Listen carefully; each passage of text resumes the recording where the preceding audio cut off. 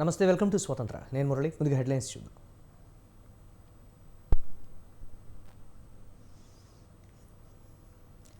Vijayawada bus యాత్రలో జగన్పై దాడి, దుండగులు రాళ్లు విసరడంతో కంటికి గాయం.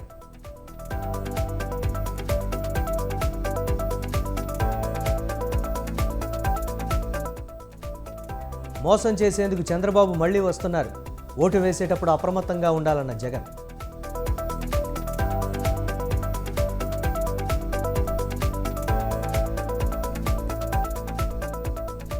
అధికారంలోకి వస్తాం, రాష్ట్రానికి పూర్వవైభవం తెస్తాం. ప్రతిపాడు ప్రజాగళం సభలో వైసీపీపై చంద్రబాబు ఫైర్.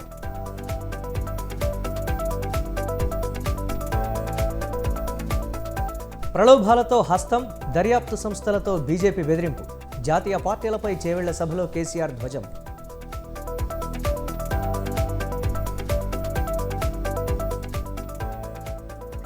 నాలుగు 400 కాదు 200 సీట్లు దాటి చూపించండి. బీజేపీపై మమతా బెనర్జీ మండిపాటు.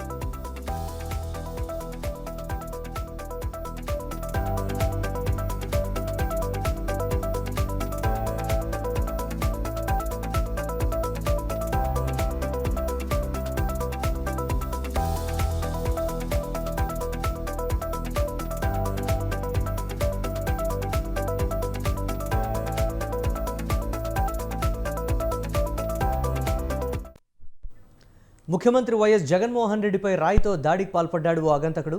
బస్సు యాత్రలో భాగంగా సింగనగర్కు చేరుకున్న క్రమంలో సీఎం జగన్పై రాయితో దాడి చేశారు. బస్సుపై నుంచి సీఎం జగన్ ప్రజలకు అభివాదం చేస్తున్న సమయంలో రాయితో దాడి జరిగింది. అయితే ఆ రాయి అత్యంత వేగంగా సీఎం జగన్ కనుబొమ్మకు తాకింది.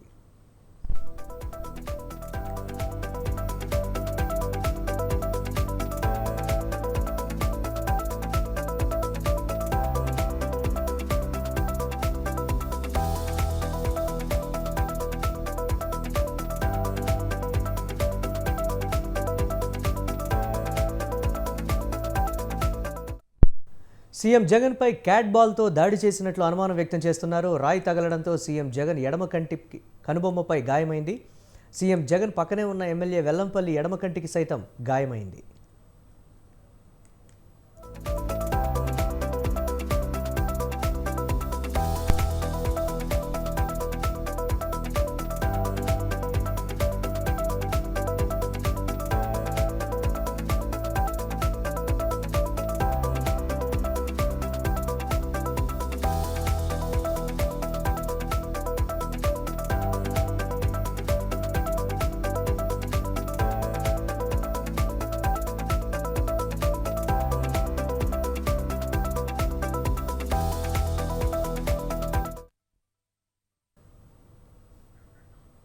వెంటనే సీఎం జగన్కు బస్సులో ప్రథమ చికిత్స అందించారు వైద్యులు. ప్రథమ చికిత్స తర్వాత మళ్ళీ బస్సు యాత్ర కొనసాగిస్తున్నారు సీఎం జగన్. విజయవాడలో సీఎం జగన్ కోసం జనం పోటెత్తారు. సీఎం జగన్కు వస్తున్న ప్రజాభిమానాన్ని చూసి ఓర్వలేక టీడీపీ వర్గాలే దాడికి తెగబడ్డారని విజయవాడ వైఎస్ఆర్సీపీ నేతలు అంటున్నారు.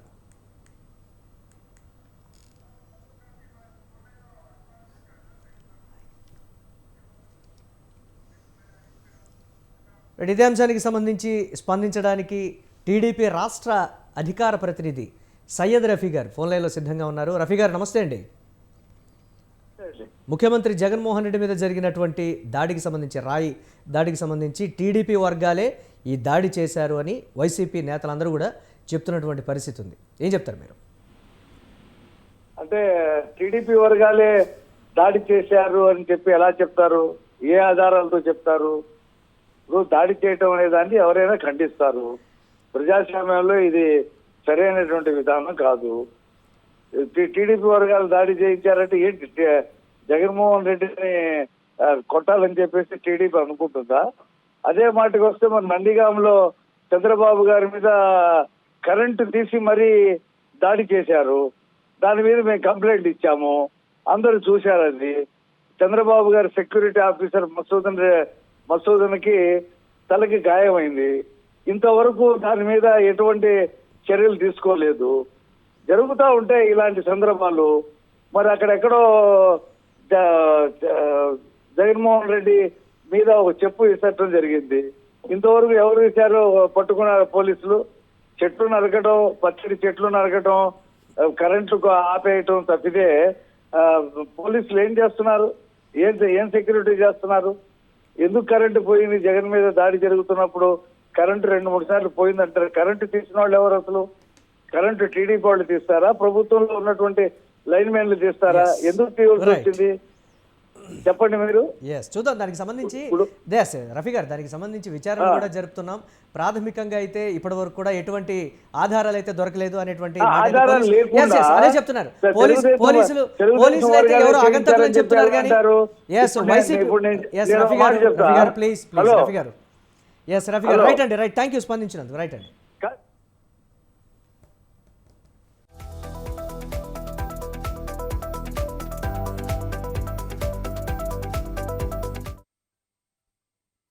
రంగురంగుల మేనిఫెస్టోతో వస్తున్న చంద్రబాబు విషయంలో జాగ్రత్తగా ఉండాలని సీఎం జగన్ సూచించారు.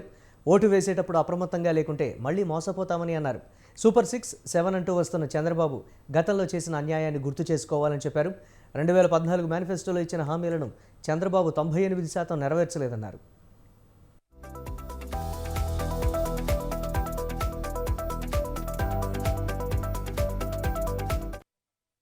ఎన్నికలకు ముందు ఈ మాదిరిగానే తను ఒక హామీల పుస్తకం, ఎన్నికల మేనిఫెస్టో అంటూ ఇచ్చి ఆ తర్వాత 5 సంవత్సరాలు ఆయన పరిపాలన చేసిన తర్వాత మళ్ళీ ఈ రోజు తన నోట్లో నుంచి మేనిఫెస్టో, రంగురంగుల కాగితాలు అని తాను ఎప్పుడు చెప్తా ఉన్నాడు. సూపర్ 6 అంటా ఉన్నాడు, సూపర్ 7 అంటా ఉన్నాడు, కేజీ బంగారం ఇంటింటికి అంటా ఉన్నాడు, ప్రతి ఇంటికి బెంజ్ కార్ అంటా ఉన్నాడు. ఇటువంటి నేపథ్యంలో 2014లో ఇదే పెద్ద మనిషి చంద్రబాబు నాయుడు గారు ముఖ్యమంత్రి అయినప్పుడు ఇదే మాదిరిగా అప్పుడు కూడా ఇదే కూటమిగా ఆయన ఏర్పడి ఆయనతో పాటు ఆయన దత్తపుత్రుడితో పాటు ఆయన ఢిల్లీ నుంచి తెచ్చుకున్న మోడీ గారి ఫోటో, ఈ ముగ్గురు కలిసి వీళ్ళ ముగ్గురే 2014లో ఏం చెప్పారు, మనకు ఏమి చేశారు అన్నది ఒకసారి ఆలోచన చేయమని అడుగుతా ఉన్నా. మీ బిడ్డ కన్నా ముందు కూడా గత పాలన కూడా మీరు చూశారు. నాకు చంద్రబాబు నాయుడు గారు ఎప్పుడూ చెప్పుకుంటా ఉంటాడు, నేను 3 సార్లు ముఖ్యమంత్రి, 14 ఏళ్ళ ముఖ్యమంత్రి అని చెప్పి. మీ బిడ్డ చంద్రబాబు నాయుడు మాదిరి 3 సార్లు ముఖ్యమంత్రి, 14 ఏళ్ళ ముఖ్యమంత్రి అని ఇంకా చెప్పుకునే స్థాయికి ఇంకా పోలేదు. కానీ ఈ 58 నెలల కాలంలో చంద్రబాబు నాయుడు మాదిరి ఆయనకున్న నెగటివ్ ఎక్స్పీరియన్స్ మాత్రం మీ బిడ్డకు లేదు. మీ బిడ్డ మాత్రం ప్రతి పేదవాడి గుండెల్లో బ్రతుకుండేట్టుగానే అడుగులు ఈ 58 నెలల కాలంలో వేశాడు అని మాత్రం ఖచ్చితంగా చెప్తాను. ఒక నాయకుడు ఎందుకు మనకు ఉండాలి అన్నది ప్రతి ఒక్కళ్ళం కూడా ఆలోచన చేసుకోవాలి. ఒక నాయకుడిని మనం ఎన్నుకుంటే, ఒక నాయకుడు ఆ నాయకత్వం స్థానంలో ఉంటే ఆ నాయకుడిని ఎన్నుకున్నందుకు మన బ్రతుకులు మారాలి. మన బ్రతుకులు మార్చగలిగిన నాయకుడే ఆ స్థానంలో ఉంటేనే మన బ్రతుకులు మారుతాయి. ఇది ప్రతి ఒక్కరం కూడా ఆలోచన చేసుకోవాల్సిన అంశం. మీ బిడ్డ హయాంలో నేతన్నల సంక్షేమం, అభివృద్ధి కోసం 3706 కోట్ల రూపాయలు ఖర్చు చేశామని కూడా గర్వంగా చెప్తా ఉన్నాం. ఇంతకు ముందు ఎప్పుడూ జరగని విధంగా ఒక లంచాలు ఎక్కడా లేకుండా, దళారీ వ్యవస్థ ఎక్కడా లేకుండా, వివక్షకు చోటు లేకుండా ప్రతి ప్రతి అక్క చెల్లెమ్మ కుటుంబాల ఖాతాల్లోకి నేరుగా పంపించే కార్యక్రమం, మగ్గం ఉన్న ప్రతి కుటుంబానికి ఏకంగా ఈ 1,06,000 మంది కుటుంబాలకు 970 కోట్ల రూపాయలు ఈ ఒక్క నేతన్న నేస్తం అనే ఒక్క పథకం ద్వారా ఇచ్చాం. చంద్రబాబు నాయుడు గారి హయాంలో 5 సంవత్సరాల ఆయన కాలం అయితే అందులో 4 సంవత్సరాల 10 నెలలు పెన్షన్ ఎంత ఇస్తా ఉన్నారు అని అంటే కేవలం 1000 రూపాయలు అని చెప్పి ఇలా చెయ్యెత్తు చూపించేవాళ్ళు. మీ బిడ్డ హయాంలో ఈ రోజు పెన్షన్ ఎంత ఇస్తా ఉన్నాము అని అంటే 3 ఏళ్ళు చూపించి 3,000 అని చెప్పి గర్వంగా కూడా చెప్తా ఉన్నారు. 400 కోట్ల రూపాయలు పెన్షన్ బిల్లు వస్తా ఉంటే ఈ రోజు ఒక్క పెన్షన్ బిల్లే నెలకు 2,000 కోట్ల రూపాయలు ఈ రోజు వస్తా ఉంది. అమరావతిని ఆర్థిక ప్రజా రాజధానిగా నిర్మించాలనుకున్నానని టీడీపీ అధినేత చంద్రబాబు అన్నారు. రాజధానికి 29,000 మంది రైతులు 35,000 ఎకరాలు ఇవ్వడం ప్రపంచంలో ఎక్కడా జరగలేదన్నారు. అమరావతిని కూడా హైదరాబాద్లా మారుద్దామని ప్రణాళికలు వేశామని, ప్రపంచ దేశాలన్నీ అమరావతి వైపు చూడాలని ఆలోచించానని చెప్పారు. 4 భవనాలు కడితే రాజధాని పూర్తయినట్లా అని ఆయన ప్రశ్నించారు. ఉపాధి కోసం యువత పక్క రాష్ట్రాలకు వెళుతున్నారని, యువతకు ఇక్కడే ఉపాధి కల్పించాలనుకున్నానని తెలిపారు. విజయవాడ, గుంటూరుతో కలిసి ఆదర్శ రాజధాని నిర్మించాలనుకున్నానని చంద్రబాబు చెప్పారు. నడిబొడ్డు నుంచి మాట్లాడుతున్నా, అధికార కేంద్రం నుంచి మాట్లాడుతున్నా, ఎవ్వడు కూడా అమరావతిని ఒక ఇంటికి కూడా కదిల్చలేడని చెప్పి తెలియజేస్తున్నా. ఒకే విషయం గుర్తుపెట్టుకోండి, 30 రోజులు ఇంకా. ఈ రోజు 13వ తారీఖు, మే 13వ తారీఖు. చరిత్ర అప్పుడే రాసేశారు మీరంతా. 32 సభలు చూశాను. నిన్ననే నేను పవన్ కళ్యాణ్ గారు కలిసి గోదావరి జిల్లాలకు పోతే గోదావరి నది గర్జించింది.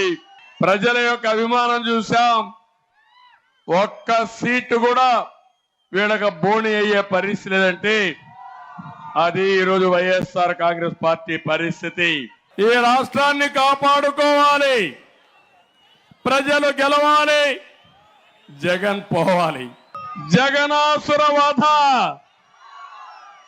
అమరావతి రక్షణ రెండు కూడా జరుగుతాయని చెప్పి నేను మీ అందరికీ తెలియజేస్తున్నా. ఈ రాష్ట్రాన్ని కాపాడుకోవాలి, ప్రజలు గెలవాలి, జగన్ పోవాలి. అందుకే జగన్ జరగమంటున్నాం. జరుగు జగన్, నీ పని అయిపోయింది, ఇంకా మిమ్మల్ని మేము భరించలేము. ఇక్కడ కాని రాజధాని కడితే విజయవాడ, గుంటూరు ఈ 2 సిటీల మధ్యలో ఉండే గ్రామాలన్నీ కలిసిపోతే ఒక ఆదర్శమైన రాజధాని, ప్రపంచంలోనే గుర్తింపు వచ్చేట్టుగా, తెలుగువాడు కారం లేపుకొని తిరిగేట్టుగా చేయాలనేది నా సంకల్పం. రాజధాని కట్టింది నా కోసరం కాదు. హైదరాబాద్ లో ఐటీ కంపెనీలు పెట్టించాను. మా ఇంట్లో వాళ్ళు పనిచేస్తున్నారా అని మిమ్మల్ని అడుగుతున్నా. నేను ఆలోచించింది ప్రజల కోసరం ఆలోచించాను, తెలుగు జాతి కోసరం. రాష్ట్ర ప్రజలను సైకో జగన్ జలగల్లా పీలుస్తున్నారని హిందూపురం ఎమ్మెల్యే టీడీపీ నేత నందమూరి బాలకృష్ణ ఫైర్ అయ్యారు. కదిరి స్వర్ణాంధ్ర సాకార యాత్రలో పాల్గొన్న ఆయన తల్లి చెల్లిని రోడ్డుపైకి తీసుకొచ్చి సొంత బాబాయిని హత్య చేసిన వారిని కాపాడుతున్నారని విమర్శించారు. రాయలసీమలో చంద్రబాబు సాగునీరు పారిస్తే జగన్ మాత్రం రక్తం పారిస్తున్నారని ఆరోపించారు. ఒక్క ఛాన్స్తో అన్ని వర్గాలను నిండా ముంచారని తీవ్రస్థాయిలో ఫైర్ అయ్యారు.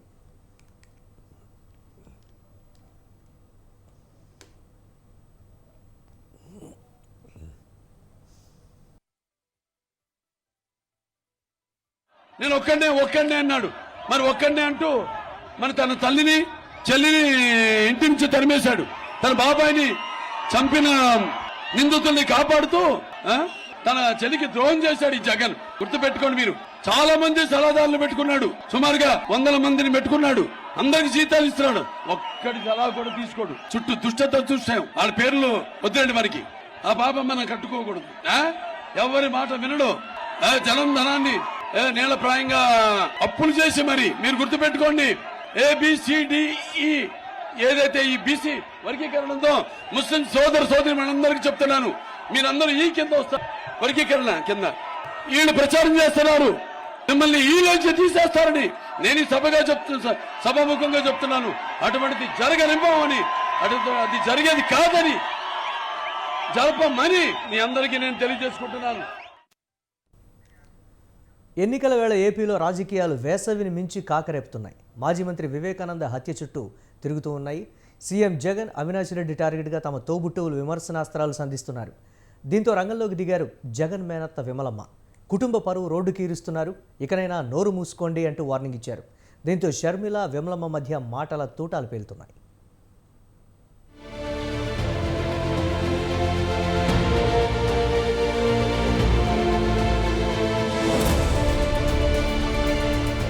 ఎన్నికల వేళ ఏపీలో పొలిటికల్ హీట్ సమ్మర్ కంటే వేడి పుట్టిస్తోంది. సీఎం జగన్ ఓటమి లక్ష్యంగా తోబుట్టువులిద్దరూ ప్రచారాన్ని ముమ్మరం చేశారు. వివేక హత్య కేసును అస్త్రంగా మార్చుకున్న వైఎస్ షర్మిల, సునీత జగన్తో పాటు అవినాష్ రెడ్డిపై ఘాటు విమర్శలు గుప్పిస్తున్నారు. వివేకాను చంపింది అవినాష్ రెడ్డే అని నిప్పులు చెరుగుతున్నారు. చిన్నాన్నను చంపిన హంతకుడికి జగన్ ఎంపీ టికెట్ ఇచ్చాడంటూ మాటల దాడికి దిగుతున్నారు. దీంతో కుటుంబ పరువును రోడ్డుకు లాగుతున్నారంటూ తీవ్రస్థాయిలో ధ్వజమెత్తారు దివంగత సీఎం వైఎస్ రాజశేఖర రెడ్డి సోదరి జగన్ మేనత్త విమలమ్మ.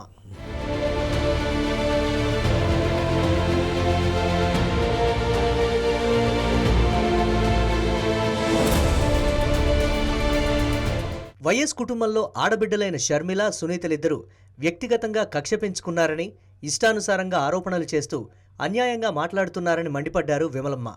వివేకాను చంపిన హంతకుడు బయట తిరుగుతూ ఉంటే అవినాష్పై ఆరోపణలు చేస్తున్నారని ఆగ్రహం వ్యక్తం చేశారు. అవినాష్ రెడ్డి హత్య చేయడం మీరు చూశారా అని సూటిగా ప్రశ్నించారు.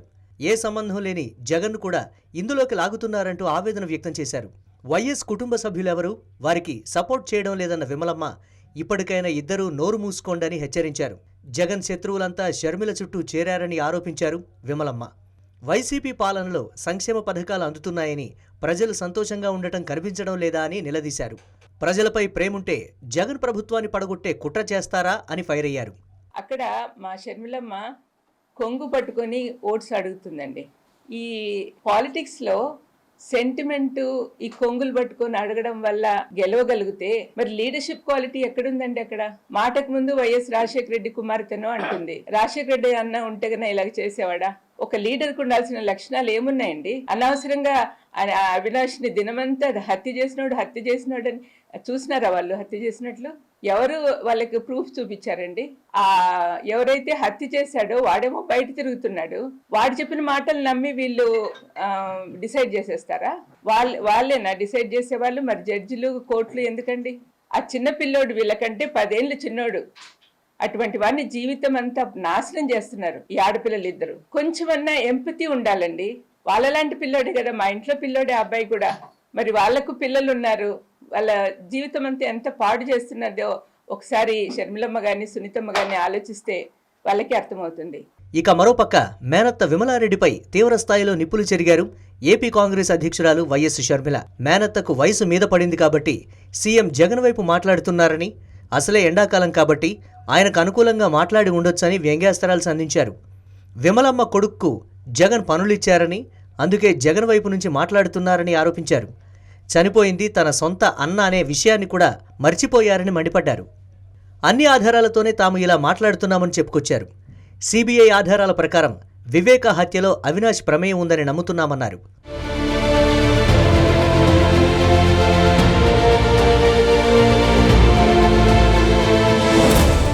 మొత్తానికి ఎన్నికల వేళ ఇలా ఫ్యామిలీ రాజకీయం రంజుగా సాగుతోంది. మరి షర్మిల ఆరోపిస్తున్నట్లు అవినాషే హంతకుడా, లేదంటే షర్మిల, సునీత వ్యక్తిగత కక్ష సాధింపు చర్యలకు పాల్పడుతున్నారా? విమలమ్మ చెబుతున్నట్లు బయట తిరుగుతున్న హంతకులెవరు అన్న అంశాలు ప్రస్తుతం రాష్ట్ర రాజకీయాల్లో హాట్ టాపిక్గా మారాయి.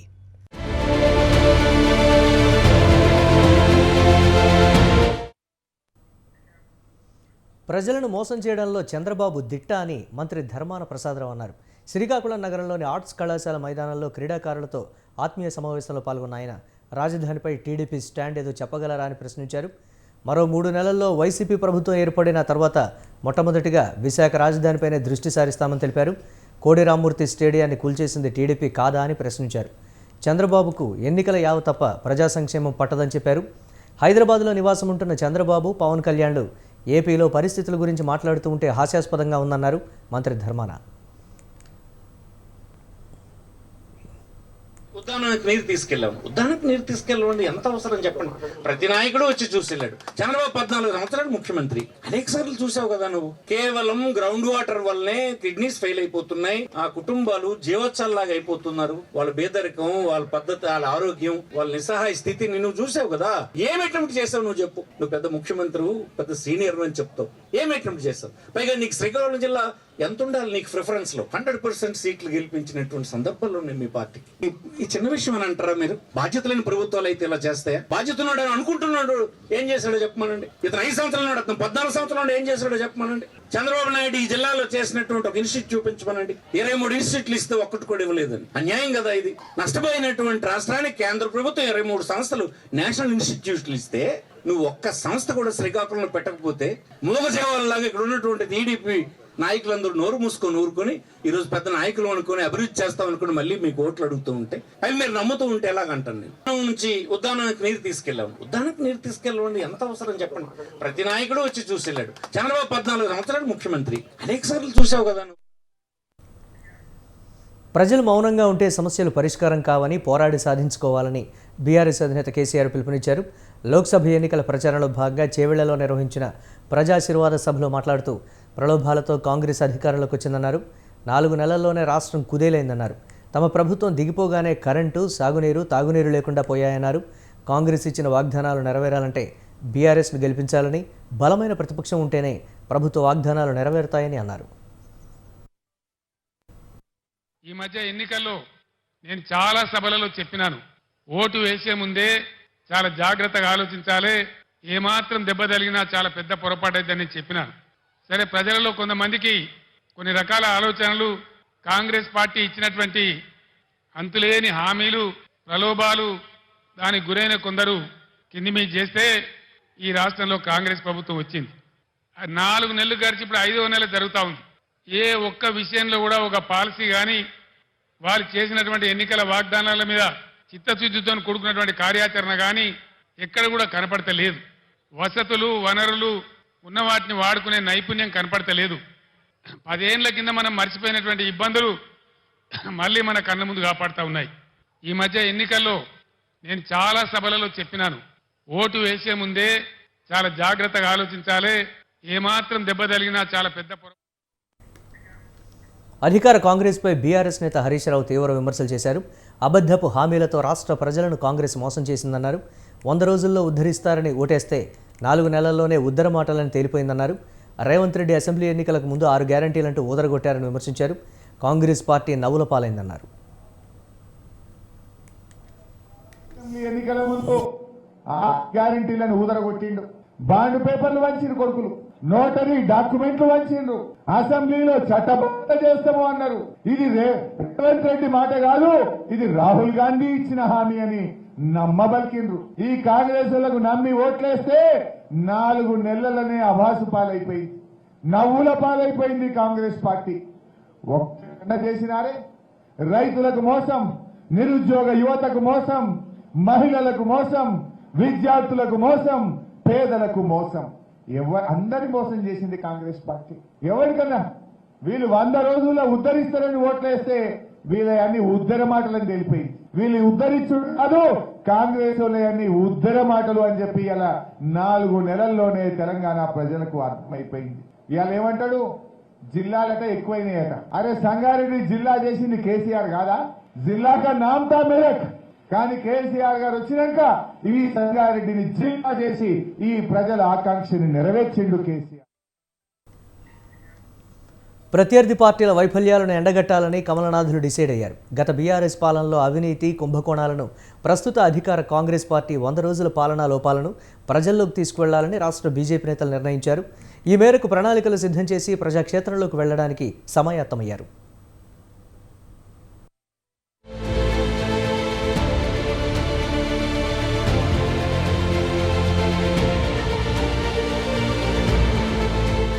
పదేళ్ల కాలంలో కారు సర్కారు ఎన్నో అవినీతి అక్రమాలు సాగించిందని రాష్ట్ర బీజేపీ నేతలు దుయ్యబట్టారు. కేసీఆర్ పాలనలో జరిగిన అవినీతి అక్రమాలు, కుంభకోణాల చిట్టాను ప్రజల ముందు ఉంచుతామని కమలనాథులు తెలియజేశారు.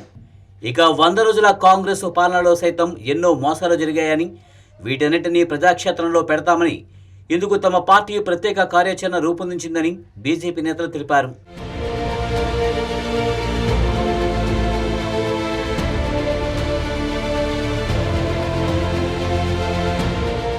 లోక్సభ ఎన్నికల ప్రచారంలో అయోధ్య రామ మందిరం, మోడీ చరిష్మాను, గత బీఆర్ఎస్ సర్కారు, ప్రస్తుత కాంగ్రెస్ సర్కారు తప్పిదాలను ప్రజలకు తెలియజేస్తామని బీజేపీ నేతలు తెలిపారు. పుస్తక రూపంలో, పత్రాల ద్వారా, సోషల్ మీడియా వేదికగా చేసుకుని బీఆర్ఎస్, కాంగ్రెస్ పార్టీల తప్పిదాలను ప్రజలకు తెలియజేయడానికి బీజేపీ నాయకత్వం రెడీ అయింది. ఇందుకోసం కావలసిన సమాచారాన్ని ఇప్పటికే పార్టీ శ్రేణులు సేకరించాయి.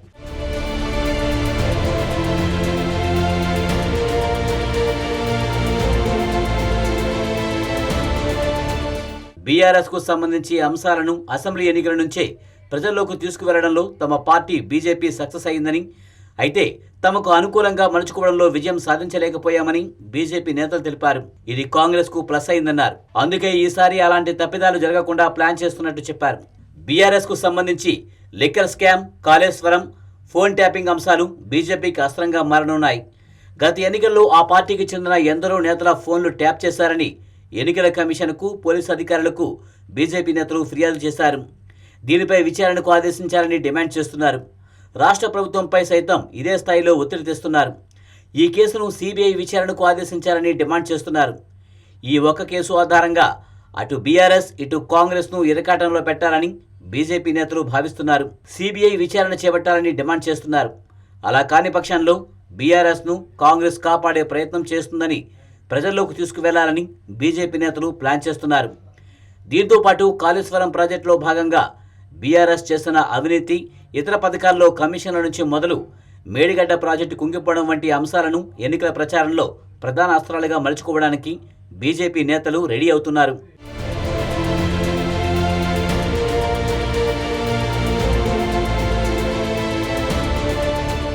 ఆరు గ్యారెంటీల పేరుతో కాంగ్రెస్ అధికారంలోనికి వచ్చింది. అధికారంలోనికి వచ్చిన వెంటనే పలు పథకాలను అమలు చేస్తామని హామీ ఇచ్చింది. అనంతరం 100 రోజులు గడువు పెట్టింది. అయితే 1-2 పథకాలను మాత్రమే అమలు చేసింది. మహిళలకు ఉచితంగా బస్సు ప్రయాణం, 500 రూపాయలకు గ్యాస్ తప్పించి మిగిలిన హామీలేమీ నిలబెట్టుకోలేదని కాంగ్రెస్పై బీజేపీ నేతలు దుమ్మెత్తిపోస్తున్నారు.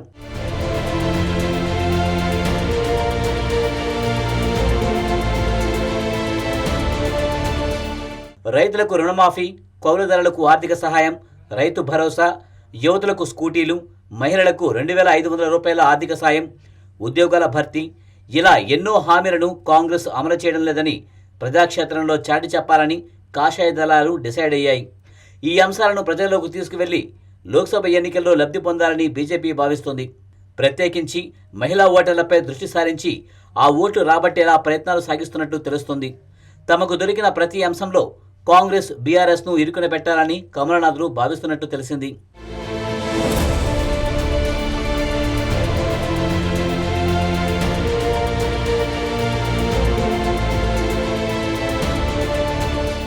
బీఆర్ఎస్ అవినీతిని, కాంగ్రెస్ పార్టీ ఇచ్చిన హామీలను అమలుపరచకపోవడాన్ని ప్రజాక్షేత్రంలో తెలియజేయడానికి యావత్ బీజేపీ నేతలు సమాయత్తమవుతున్నారు.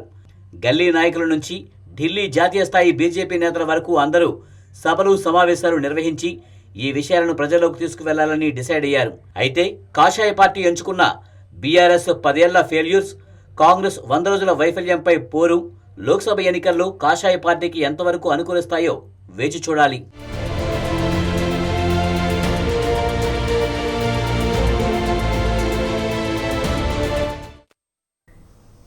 ఇవి ఇప్పటివరకు అప్డేట్స్. కీప్ వాచింగ్ స్వతంత్ర.